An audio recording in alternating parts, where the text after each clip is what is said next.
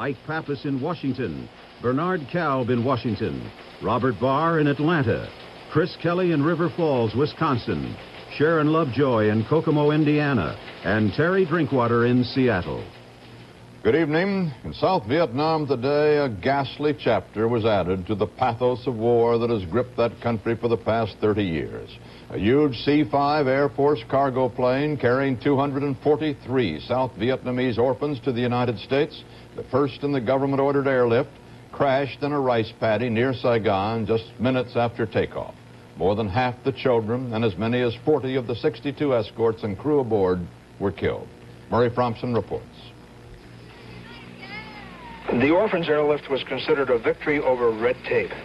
It took an order from President Ford to dispatch the C5A to Saigon.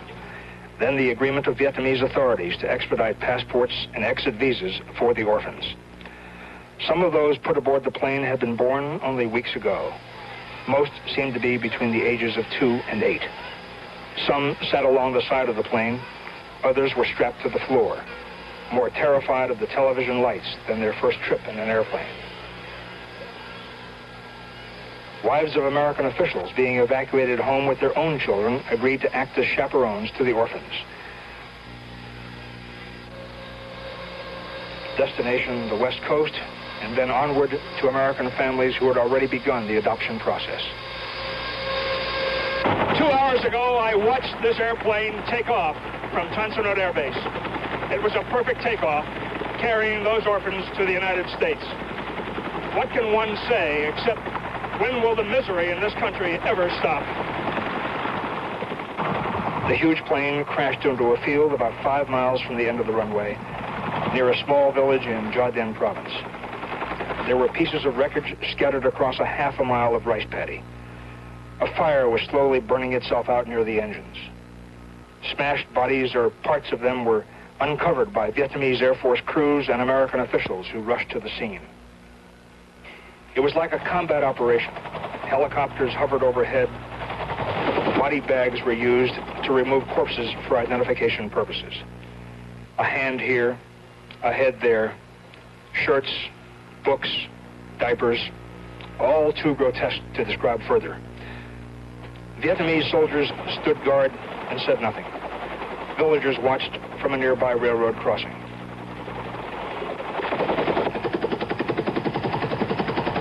Other helicopters came back to Tan Son Nhut Air Base, where the ill-fated trip had begun. American and Vietnamese volunteers removed some of the body bags and other bodies wrapped in white sheets.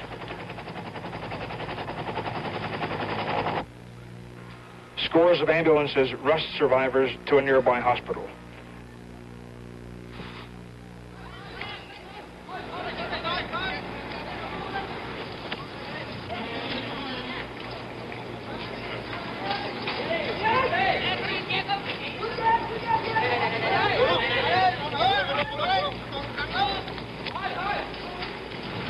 Some of the chaperones were in a state of shock. Moments before, they had been happy to be leaving Saigon. Here, this way.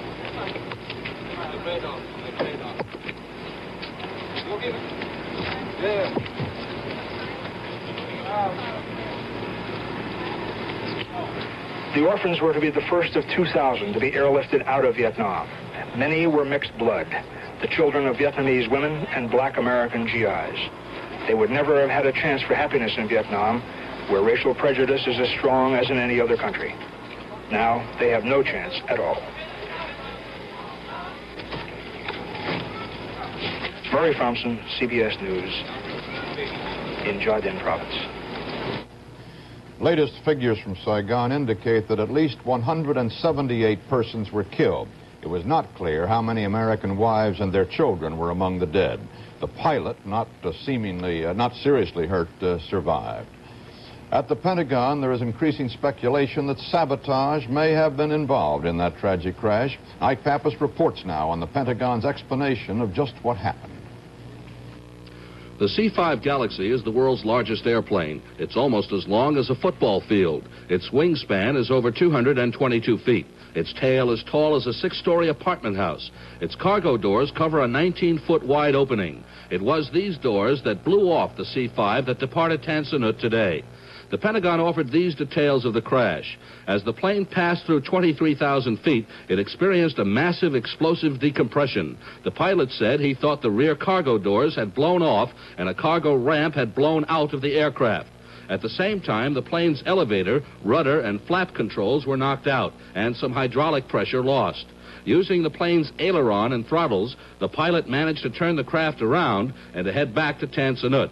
7 miles out at 5,000 feet and with the field in sight, the plane, gears down, made its final approach. But it sank, and the pilot was forced to try an emergency landing in a rice paddy only 5 miles from the runway.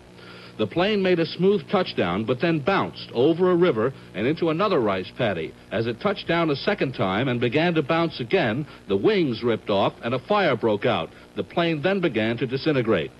The Air Force does not know what caused the plane to crash. It says an investigation is underway. Pentagon sources say no possibility is being ruled out. Some Air Force officials believe the plane was sabotaged. But critics of the C-5 said it was unsafe for passengers to travel, that it did not have enough emergency exits, and that the wings were weak.